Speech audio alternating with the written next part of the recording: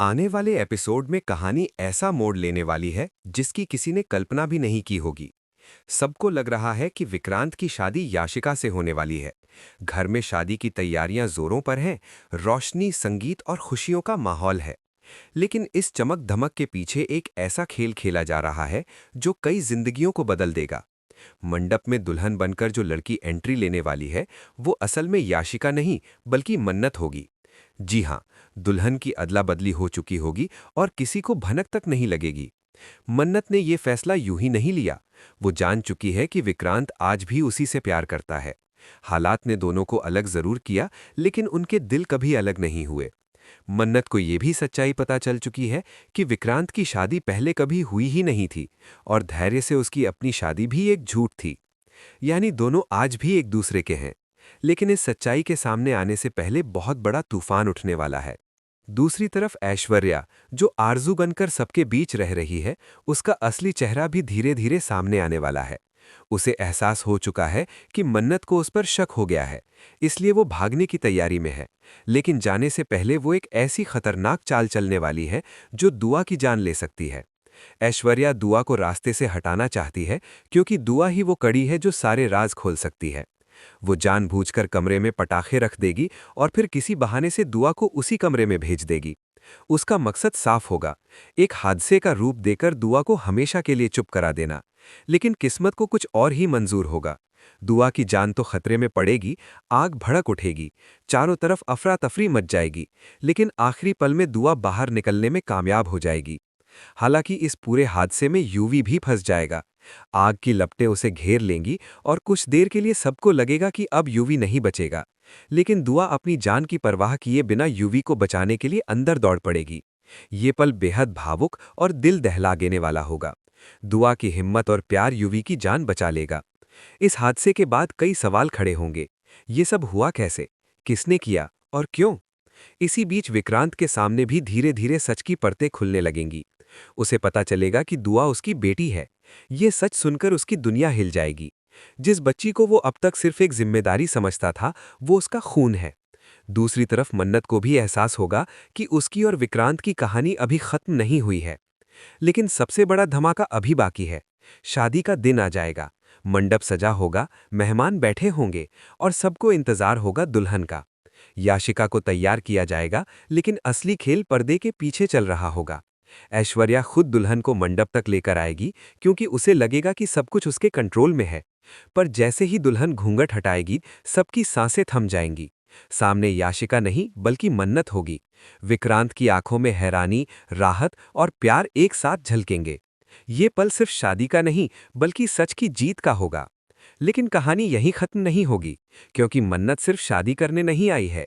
वो आई है याशिका और ऐश्वर्या का असली चेहरा सबके सामने लाने।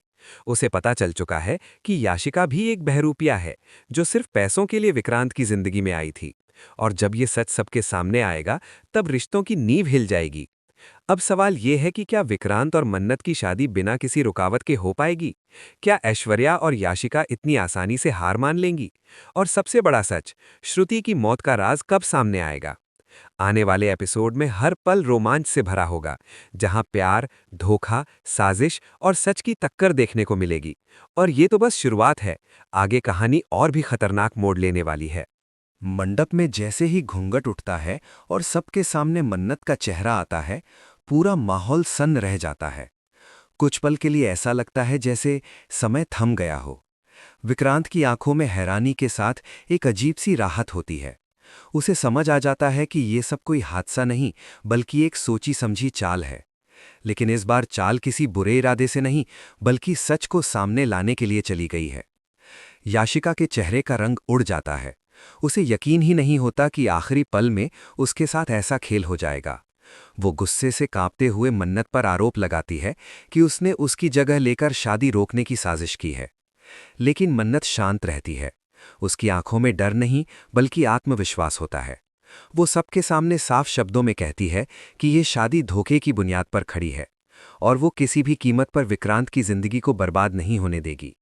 इसके बाद मन्नत एक-एक करके ऐसे सबूत पेश करती है जो याशिका के असली इरादों को उजागर कर देते हैं।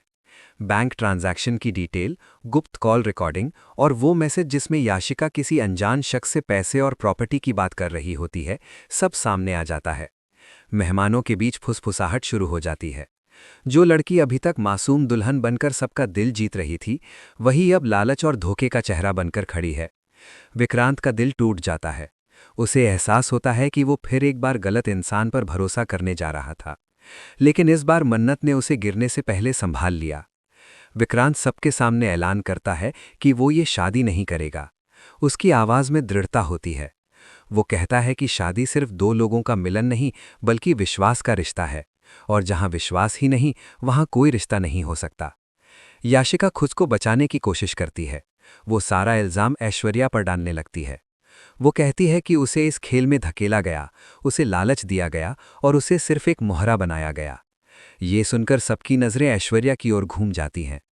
आरज़ू का नकाब पहने खड़ी ऐश्वर्या के चेहरे पर पहली बार घबराहट साफ दिखने लगती है। उसी वक्त दुआ वहां पहुंचती है। आग वाले हादसे के बाद भी उसकी हिम्मत कम नहीं हुई है। वो कांपती आवाज़ में बताती है कि उसने अपने कानों से ऐश्वर्या और याशिका की बातचीत सुनी थी। वे दोनों मिलकर विक्रांत की दौलत हड़पने की योजना बना रही थी। दुआ की बात सुनकर माहौल और गंभीर हो जाता है। इसी बीच एक और बड़ा सच सामने आने लगता है। यूवी, जो अब तक चुप था, अचानक बोल उठता है। वो बताता है कि उसने ऐश्वर्या को कई बार किसी रहस्यमयी व्यक्ति से मिलते देखा है, और उसी मुलाकात के बाद श्रुति की मौत हुई थी। श्रुति का नाम सुनते ही मन्नत और विक्रांत दोनों के चेहरे बदल जाते हैं। वो दर्द, वो अधूरा सवाल, आखिर श्रुति की मौत कैसे हुई, फिर से उनके सामने खड़ा हो जाता है। मन्नत को याद आता है कि श्रुति ने मरने से पहले उसे फ़ोन किया था। वो कुछ बहुत बड़ा सच बताना चाहती थी, लेकिन कॉल अचानक कट गया था। अब सारे टुकड़े जुड़ने लगे हैं। क्या श्रुति को इसलिए मारा गया क्योंकि वो ऐश्वर्या और विशाखा की साजिश जान चुकी थी? क्या उसकी मौत कोई हादसा नहीं, बल्कि सोची समझी हत्या थी? विक्रांत का गुस्सा अब चरम पर होता है। वो ऐश्वर्या से जवाब मांगता है, लेकिन ऐश्वर्या अभी भी खुद को संभालने की कोशिश करती है। वो कहती है कि ये सब झूठ है, उसे फंसाया जा रहा है, लेकिन उसकी आंखों की बेचैनी सच बयान कर रही होती है। मन्नत आगे बढ़कर साफ शब्दों में कहती है कि अब खेल खत्म हो चुका है। वो पुलिस को बुलाने की बात करती है। ये सुनते ही ऐश्वर्या के चेहरे पर डर साफ झलकने लगता है। उसे एहसास हो जाता है कि इस बार बच निकलना आसान नहीं होगा। लेकिन कहानी में एक और मोड़ बाकी है। जैसे ही माहौल पूरी तरह ऐश्वर्या के खिलाफ हो जाता है, विशाखा अचानक वहां आ पहुंचती है। उसके हाथ में एक फाइल होती है। वो कहती है कि अगर सच जानना है तो ये फाइल देखनी होगी। उस फाइल में श्रुति की पोस्टमार्टम रिपोर्ट और कुछ ऐसी तस्वीरें होती हैं जो साबित करती हैं कि उसकी मौत सामान्य नहीं थी। सबकी सांसें अटक जाती हैं। सच की पहली परत उठ चुकी है, लेकिन पूरी सच्चाई अभी भी धुंध में छिपी है। क्या ऐश्वर्या और विशाखा ही असली गुनहगार हैं, या इसके पीछे कोई और बड़ा मास्टरमाइंड छिपा है? विक्रांत अब दो राहे पर खड़ा है। एक तरफ उसका टूटा हुआ विश्वास, दूसरी तरफ मन्नत का अटूट साथ। वो फैसला करता है कि अब वो किसी भी झूठ के साथ समझौता नहीं करेगा। वो मन्नत का हाथ थाम लेता है। ये इशारा सिर्फ प्यार का नहीं, बल्कि सच की लड़ाई में साथ खड़े रहने का वादा है। लेकिन जैसे ही लगता है कि सब कुछ उनके पक्ष में जा रहा है, ऐश्वर्या अचानक एक चौंकाने वाली बात कहती है। वो दावा करती है कि उसके पास ऐसा सबूत है जो पूरी कहानी पलट सकता है, और अगर वो सच सामने आ गया तो सबसे बड़ा झटका खुद विक्रांत को लगेगा। अब सवाल ये है कि वो कौन सा सच है जो अभी तक छिपा हुआ है। क्या श्रुति की मौत के पीछे सिर्फ लालच था, या कोई पुरानी दुश्मनी? और क्या मन्नत और विक्रांत की खुशियां फिर किसी नई साजिश की भेंट चढ़ने वाली हैं? कहानी अब और भी गहरी और रहस्यमयी हो चुकी है। हर किरदार के चेहरे के पीछे एक और चेहरा छिपा है। सच सामने आने ही वाला है, लेकिन क्या सब उस सच को सह पाएंगे? मंडप में खड़े सभी लोग उस पल का इंतजार कर रहे होते हैं जब ऐश्वर्या अपना सबसे बड़ा सबूत दिखाएगी। उसके चेहरे पर डर भी है और अजीब सी हंसी भी, जैसे वो अब भी खुद को खेल की रानी समझ रही हो। विक्रांत गुस्से से उसकी तरफ देख रहा होता है, जबकि मन्नत शांत खड़ी है। उसे महसूस हो रहा है कि अब सच्चाई ज्यादा देर छुप नहीं सकती। ऐश्वर्या धीरे धीरे बोलना शुरू करती है। वो कहती है कि अगर सच सामने आया तो सिर्फ वो नहीं, बल्कि कई और लोग भी बेनकाब होंगे। फिर वो एक पेन ड्राइव निकालती है और कहती है कि इसमें वो वीडियो है जो सब कुछ बदल देगा। जैसे ही वीडियो चलाया जाता है, सबकी सांसें रुक जाती हैं। स्क्रीन पर श्रुति दिखाई देती है। घबराई हुई, रोती हुई और किसी से बहस करती हुई। वीडियो में श्रुति साफ कह रही होती है कि उसने ऐश्वर्या और विशाखा की साजिश सुन ली है। वो जान चुकी है कि वे लोग विक्रांत की संपत्ति हड़पने के लिए पहले मन्नत को बदनाम करना चाहती थीं, फिर विक्रांत को किसी झूठे केस में फंसाना चाहती थीं। लेकिन तभी वीडियो में एक और आवाज सुनाई देती है। वो सिर्फ ऐश्वर्या की नहीं होती, वहां कोई तीसरा शख्स भी मौजूद होता है। ये देखकर सब हैरान रह जाते हैं। ऐश्वर्या तुरंत वीडियो बंद कर देती है और कहती है कि आगे का हिस्सा उसके पास ही है। वो सबको धमकी देती है कि अगर उसे गिरफ्तार किया गया तो वो पूरा सच सबके सामने रख देगी। लेकिन इस बार मन्नत चुप नहीं रहती। वो आगे बढ़कर कहती है कि सच से भागना बंद करो, क्योंकि अब हर राज खुलने वाला है। तभी विशाखा घबराकर बोल उठती है। वो कहती है कि श्रुति की मौत एक हादसा नहीं थी। उस रात बहस बहुत बढ़ गई थी। श्रुति पुलिस के पास जाने की जिद कर रही थी। बात हाथापाई तक पहुंच गई। ऐश्वर्या ने उसे धक्का दिया और वो सीढ़ियों से गिर गई। ये सुनते ही सबके पैरों तले जमीन खिसक जाती है। लेकिन कहानी यहीं खत्म नहीं होती। विशाखा रोते हुए बताती है कि सीढ़ियों से गिरने के बाद भी श्रुति जिंदा थी। वो मदद के लिए पुकार रही थी। तभी वहां मौजूद तीसरे शख्स ने फैसला किया कि अगर श्रुति बच गई तो सब खत्म हो जाएगा, और उसी ने उसकी सांसें हमेशा के लिए रोक दी। वो तीसरा इंसान कौन है? विक्रांत की आवाज गूंज उठती है। कमरे में सन्नाटा छा जाता है। ऐश्वर्या चुप हो जाती है। विशाखा की नजरें झुक जाती हैं। तभी पीछे से एक आवाज आती है, सच से भागना अब नामुमकिन है। सब मुड़कर देखते हैं। वहां मल्ला खड़ा होता है। उसका चेहरा सख्त है। मल्ला स्वीकार करता है कि वो भी उस रात वहां था। उसने सब देखा, लेकिन उसने चुप्पी साध ली, क्योंकि वो खुद भी इस साजिश का हिस्सा था। उसका मकसद सिर्फ पैसा नहीं था, वो सालों पुरानी दुश्मनी निकालना चाहता था। विक्रांत के परिवार ने कभी उसके पिता को बिजनेस में धोखा दिया था। कम से कम वो यही मानता था। बदले की आग में उसने श्रुति की जान ले ली। ये सुनकर विक्रांत को जैसे करंट लग जाता है। उसे समझ आता है कि लालच, नफरत और झूठ ने मिलकर कितनी बड़ी तबाही मचाई है। लेकिन उसी पल एक और सच सामने आता है, जो सबको हिला देता है। दुआ आगे बढ़ती है और कांपती आवाज में कहती है कि उसे अब सच्चाई पता चल चुकी है। वो विक्रांत की बेटी है। पहले सबको शक था, फिर सबूत मिले, अब सच सामने है। विक्रांत की आंखों में आंसू आ जाते हैं। वो दुआ को गले लगा लेता है। ये पल बेहद भावुक होता है। एक बाप अपनी बेटी को पहली बार सच में अपनाता है। मन्नत की आंखों में भी आंसू होते हैं। वो समझती है कि इतने सालों की दूरी, गलतफहमियां और दर्द अब धीरे धीरे खत्म हो रहे हैं। लेकिन ऐश्वर्या अभी भी पूरी तरह टूटी नहीं है। वो अचानक हंसने लगती है। वो कहती है कि तुम लोग सोच रहे हो कि सच सामने आ गया, खेल खत्म हो गया, लेकिन असली खेल तो अब शुरू होगा। वो बताती है कि उसने सबूत सिर्फ अपने पास नहीं रखे। अगर उसे कुछ हुआ तो कई और राज अपने आप बाहर आ जाएंगे, ऐसे राज जो विक्रांत के परिवार को हमेशा के लिए तोड़ देंगे। ये सुनकर फिर से डर का माहौल बन जाता है। क्या ऐश्वर्या के पास कोई और बड़ा हथियार है?